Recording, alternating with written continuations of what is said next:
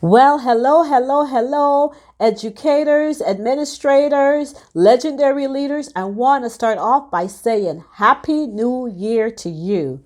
I am wishing you the best second half of the school year possible. I hope your enrollment grows, your staff turnover is reduced, and you lead like a boss and take care and invest in yourself. That's my wish for you for 2020.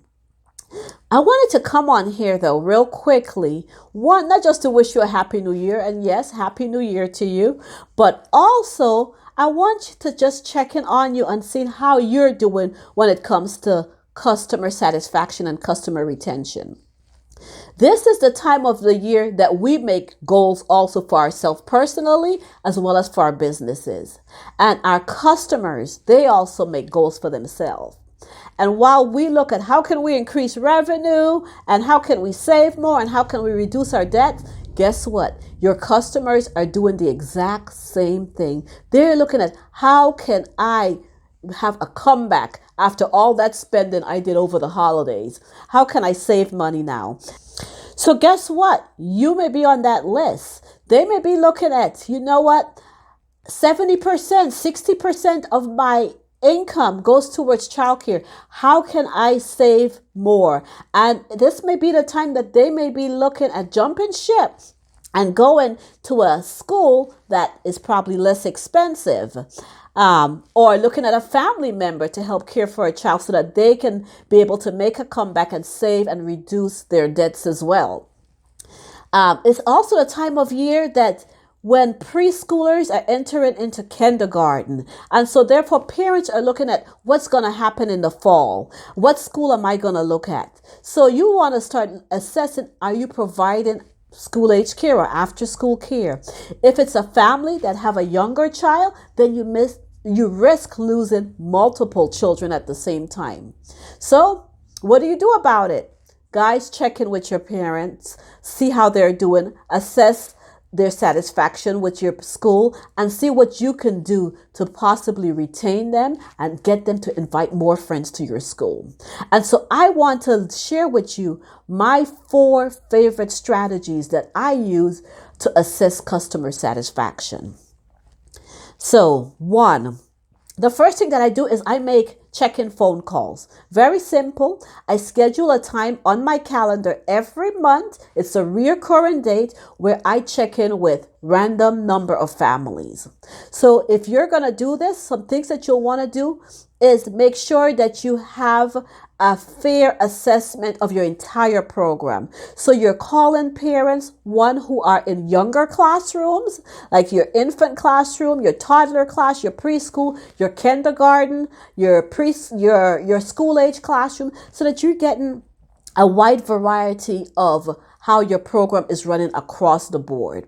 You may have parents who may be extremely happy in one age group, but very disgruntled in another. So you want to make sure that you do a fair assessment across the board by calling random parents. So the parents that you want to call are the ones that you don't normally hear from. If you're talking to Miss Sue or Miss Jones every single day and she's spending 10-15 minutes in the foyer with you or in the entryway, there's no need for you to call her and ask her how things are going. That should be handled in those daily discussions. So you want to call parents who you seldom speak to. And so put it on your calendar to randomly call parents once a month to check in and see how they're doing. Another group of parents that you want to call are not just the ones who've been there a while, but the ones who are new. Because remember, they're still feeling your program. They're still trying to determine whether they're going to stay, whether they like what you're doing, whether you're taking good care of their child. And so therefore doing a check-in, usually within the first week, and then another follow-up in 30 days, and then another one in 90 days. Because if they're unhappy at the 30-day mark, they're starting to look. And if you don't try to rein them back in or address their concerns, you're going to end up losing them. And then there go that revolving door where you're going to be enrolling people, but they're going to be going right back out the back door. So there are 4 questions that I always ask parents when I check in with them. The first one is, I ask them, how are things going?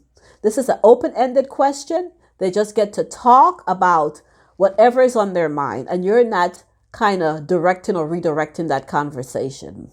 Then the second question that I ask them is, what are some ways that we can improve? So that's where it helps you do an assessment on your school. Maybe it's something that you're already offering that the parents doesn't even know about. So it gives you that opportunity to educate that family. Then the third question that I always like to ask them is, what do you like most about our school? That's a great way to get some type of testimonial. So if they're sharing wonderful things about your school, they like a teacher, they like a certain way you do things, a certain program, then you're able to hear that. But then the other thing, ask them if they mind putting that in paper. Maybe doing a testimonial about you on your website or on a Google or on Yelp. And so that's a great way to promote and market your business as well. And then the fourth question that I always ask them is, what questions can I answer for you? Because they may have their own set of questions, but if you don't ask, you'll never know. So those are the 4 questions that I'll ask when I do a phone check-in. So phone check-in is the first way that I use to assess my customer satisfaction. The second method that I use is I hold regular check-in events. So once a month, we have what we call a First Friday coffee. And that's where I provide coffee for the entire school community, the parents, that is, not the children, but for the entire school community.